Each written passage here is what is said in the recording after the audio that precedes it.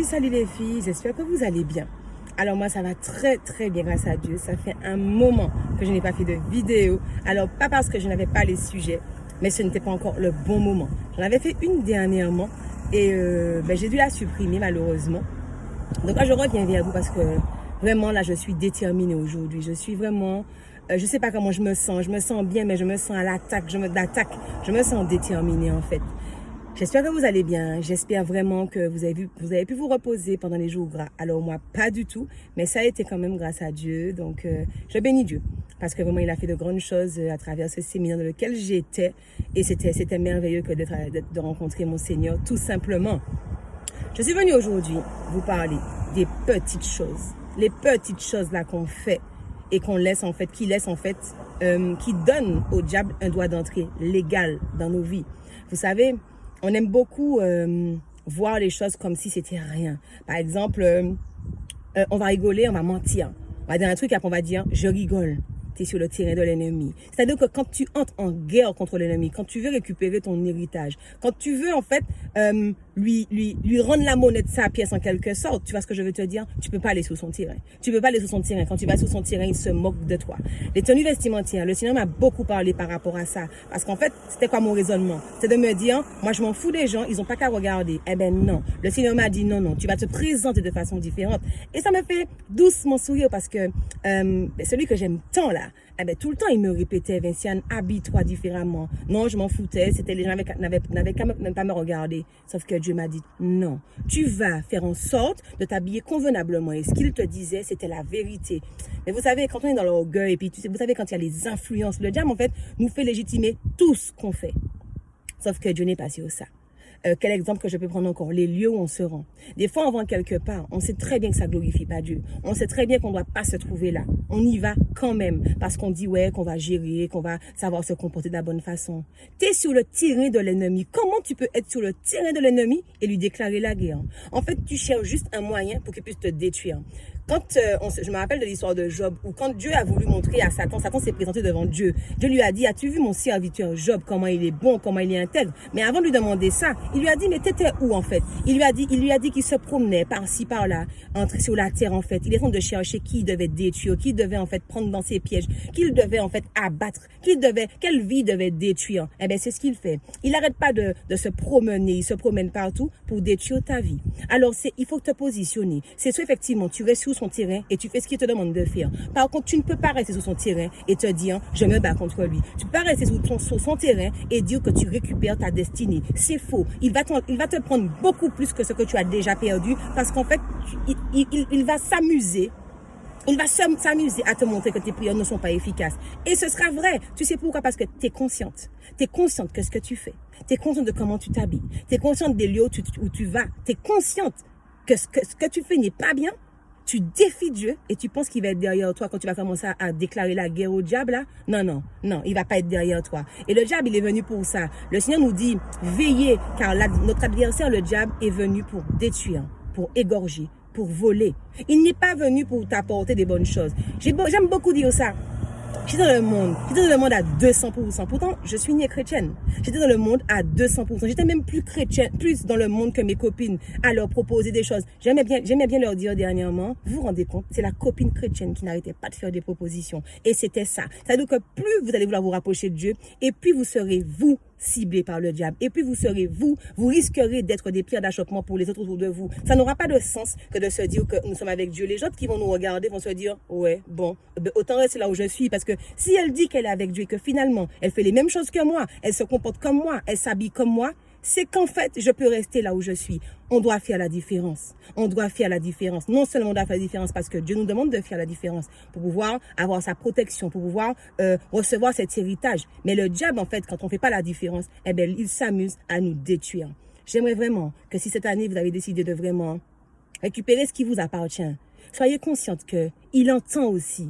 Il entend. Vous savez, quand je lui déclare la guerre, et encore tout à l'heure, je lui déclarais la guerre parce que il s'en est pris à ma famille, ok? Il s'en est pris à quelqu'un que j'aime. Il s'en est pris à des amis. Vous voyez ce que je veux vous dire? Je peux pas me dire que je me lève contre lui pour pouvoir prier, pour pouvoir faire des choses pour qu'il puisse dégager et finalement être avec les gens qui le servent. Finalement, me rendre dans des endroits où les gens le servent. Finalement, m'habiller comme d'autres personnes le servent. Finalement, faire des petits jeux de mensonges comme les autres font. Vous voyez ce que je veux vous dire? On n'a pas le droit de jouer sur le terrain du diable parce qu'il est venu pour nous détruire. Et moi, j'ai vu ce qu'il a fait de ma vie. J'ai vu combien j'ai perdu gros, vous voyez. Mais ce qui est bien, c'est que la parole de Dieu dit que il vaut mieux la fin de quelque chose que son commencement. Donc là, effectivement, où je pensais que ma vie avait été détruite par l'ennemi, que j'avais perdu et tout. Non, en fait, c'était, oui, j'ai perdu, mais c'est-à-dire c'était pour mieux récupérer. Parce que ce que Dieu me donne, ce que Dieu va me donner, ce qu'il m'a déjà promis, ok, n'a pas de prix, n'a pas de valeur par rapport à ce que j'avais, par rapport à ce que j'ai perdu. Mais j'ai quand même perdu, j'ai quand même pleuré, j'ai quand même été au stade à vouloir me dire que je voulais mettre fin à ma vie. Donc ça veut dire qu'il a été très loin pour pouvoir me détruire. Sauf qu'aujourd'hui, je me mets devant lui, je serai comme Goliath avec une petite pierre.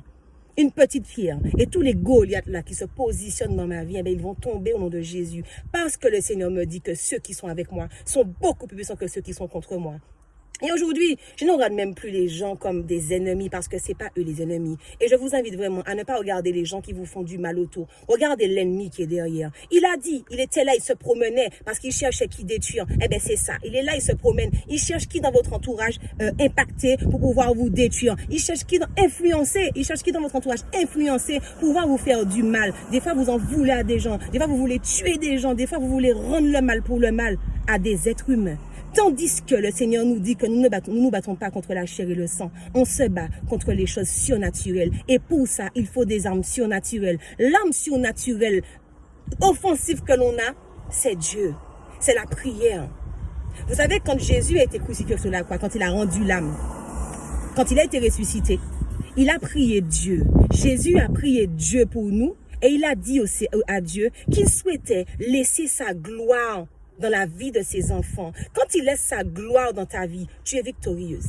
Quand il laisse sa gloire dans ta vie, tu es victorieuse. Il n'y a rien qui ne puisse te nuire parce qu'il te dit qu'il te donne le pouvoir de marcher sous les scorpions, sur le lion, de fouler au sol le lion, sur le dragon, d'écraser la tête du serpent. Il te dit qu'il te donne le pouvoir sur toutes les puissances sataniques du monde. Et il finit par te dire que rien ne peut te nuire.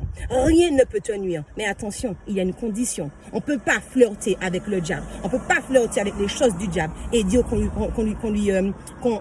fait la guerre contre lui. On ne peut pas flirter avec les choses du diable. On ne peut pas être au milieu en fait. Il n'y a pas de milieu. C'est soit tu es la figue excellente, soit tu es la mauvaise figue. Tu peux pas. Ça, je l'ai appris après et je bénis le Seigneur parce que ma vie n'est pas finie. Je suis encore jeune. J'aurais pu entrer dans toute cette connaissance que le Seigneur me permet d'avoir bien tard dans ma vie. Ok?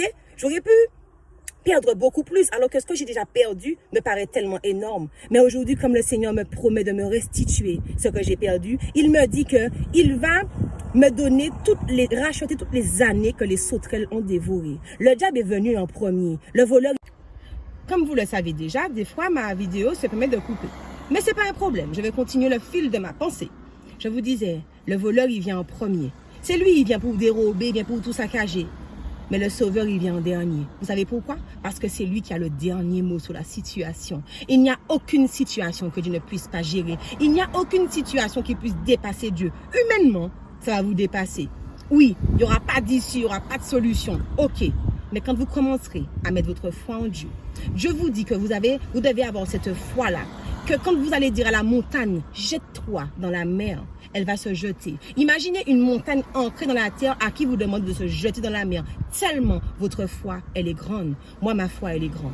Ma foi, elle est grande parce que le Dieu que je vis, ce que je sers, il est vivant. Ma foi, elle est grande parce que j'ai expérimenté avec lui des choses que je n'aurais jamais pu expérimenter avec qui que ce soit. Aujourd'hui, effectivement, le Seigneur a dû me mettre à l'écart. J'ai perdu des choses, mais j'ai pas perdu pour perdre. J'ai perdu pour être celle que je suis aujourd'hui. Et le Seigneur va me restituer au nom de Jésus. Je suis dans une phase assez particulière où je vois la main du Seigneur. Le Seigneur me bénit.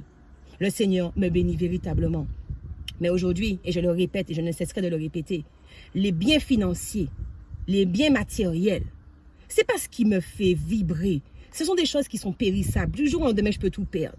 Les dons spirituels, les capacités surnaturelles. Ouais, je veux voir l'ennemi venir. Je veux le voir venir au loin pour l'arrêter. Je veux avoir ces dons spirituels-là pour que autour de moi, je puisse défendre les gens que j'aime. Oui, c'est ce que je veux. Je veux défendre ma famille. Je veux défendre l'homme que j'aime. Je veux défendre sa famille. Je veux défendre mes amis. Mais pour ça, C'est pas avec l'argent que je vais faire ça. Pas avec les biens matériels que je vais faire ça. D'accord? Ce sera avec les capacités surnaturelles et les dons spirituels. Et voilà ce à quoi j'aspire. Et voilà ce à quoi tu dois aspirer. Les autres choses, tu les auras. Et en plus de ça, si c'est pour que tu puisses t'y attacher, pour que ça puisse être avant Dieu, tu ne les auras pas. Je peux te le dire d'avance parce qu'il y a beaucoup de bénédictions qui tournent en malédiction. Mal utilisé, ça devient une malédiction. Parce qu'en fait, on va prendre un orgueil, on va en fait se croire supérieur parce qu'on aura beaucoup de choses et ça va tourner en malédiction. Je préfère encore ne pas avoir de bien, mais avoir mon salut. Je répète, pour toi, je préfère encore ne pas avoir de bien, mais gagner mon salut, sauvegarder mon salut parce que l'ennemi, lui aussi peut donner des biens. Donc quand il va te donner là, quand Dieu va te donner là, et qu'il va venir mettre l'orgueil, ok, tu auras. Et puis quoi? Ce sera ça l'essence de ta vie? Juste avoir quoi, des millions, avoir une belle voiture, avoir une grande maison, des choses qui vont périr à un moment donné? Non, alors moi je veux ça, j'aurai ça au nom de Jésus, je le sais, mais j'aurai mon salut.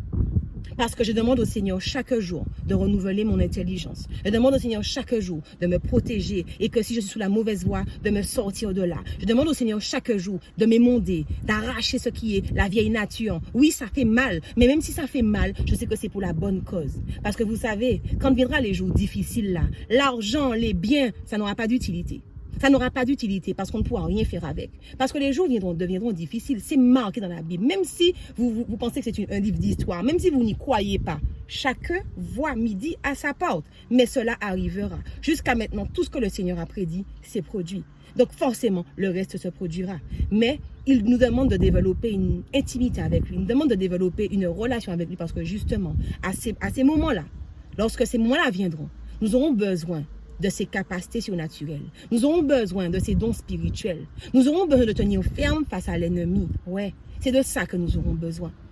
Et aujourd'hui, je peux vous assurer que je vis pleinement ma vie en ayant une intimité avec Dieu. Et je ne la vois plus sans avoir d'intimité avec lui. Et aujourd'hui, je prie le Seigneur que mon mari puisse être avec moi un bloc. Parce que Dieu nous dit qu'à deux, nous sommes plus forts. Je veux que mon mari, je connais déjà ses capacités. Je sais déjà ce que Dieu a mis en lui. Je ne sais même pas tout, mais déjà ce que Dieu a déjà commencé à mettre en lui, je sais. Je sais. Et je sais que quand il recevra totalement la puissance et la gloire de Dieu, je peux vous assurer que l'ennemi, et voilà pourquoi il bouche le passage. Voilà pourquoi il met beaucoup d'obstacles. Mais il pense mettre des obstacles parce que le Dieu que je sers me dit que ce qui est impossible à l'homme est possible à Dieu. Je répète ça pour toi pour que tu puisses vraiment retenir. Là où tu penses qu'il y a un obstacle que tu ne peux pas franchir, je t'avoue, tu ne pourras pas franchir cet obstacle. Mais Dieu pourra franchir cet obstacle avec toi et pour toi. Parce que le Dieu de l'impossible nous dit que ce qui est impossible à l'homme est possible à Dieu. C'est comme ça et c'est pas autrement. Donc vous voyez, le fait de pouvoir avoir cette relation avec Dieu, le fait de pouvoir étudier sa parole, me donne des armes contre l'ennemi. Quand il vient pour mentir, là, quand Jésus était dans le désert et qu'il est venu pour dire au Seigneur, pour dire à Jésus de se jeter et que le Seigneur Dieu vient de le sauver parce qu'il est Jésus. Ouais, oui, Dieu vient de le sauver. Mais Dieu a dit aussi, tu ne tenteras pas l'Éternel ton Dieu. Les gens qui tentent Dieu là, en disant, ouais, mais il va me protéger. Arrête de tenter Dieu. Arrête de tenter Dieu parce que ça va mal se passer. Oui, le Seigneur veille sur ses enfants. Le Seigneur dit qu'il ordonne à des anges de nous porter sur leurs mains de peur que nos pieds ne puissent heurter une pierre. Mais il ne nous dit pas de nous mettre en danger volontairement. Ok? Jésus lui-même qui aurait pu appeler des anges, sauter et appeler des anges, ne l'a pas fait devant Satan. Pourquoi nous devons défier Dieu? Quand il nous dit non, c'est non. Et puis après, on se pose beaucoup de questions. Quand on perd des choses, on veut accuser Dieu. Non, faites attention. Je veux juste que vous puissiez considérer les bonnes choses. Je vais vous encourager. Faites attention aux petites choses que vous négligez parce que c'est le terrain du diable, c'est là. Il ne va pas venir, les grosses choses vous savez, vous allez éviter de les faire, mais les petites choses, il viendra là. La porte sera entrebâillée, il va entrer et il va vous détruire parce qu'il a compris que là vous venez contre lui. Ne laissez pas le diable vous détruire. Ne le laissez pas prendre cet avantage-là sur vous. Prenez l'avantage sur lui. Et c'est en ayant ces capacités surnaturelles que Dieu vous montrera comment il veut vous attaquer et vous ferez tomber toutes les flèches de l'ennemi. Rien ne pourra vous nuire. Je vous l'assure. Si Dieu le promet, c'est que c'est la vérité. Voilà, c'était la petite vidéo pour vous encourager aujourd'hui parce que vraiment je suis déterminée aujourd'hui. Donc je ne pouvais pas ne pas faire cette vidéo. Donc malheureusement, elle a été interrompue à un moment donné. En tout cas, passez un très très bon dimanche. Que Dieu vous bénisse et que vous soyez des femmes et des hommes déterminés. Bye bye.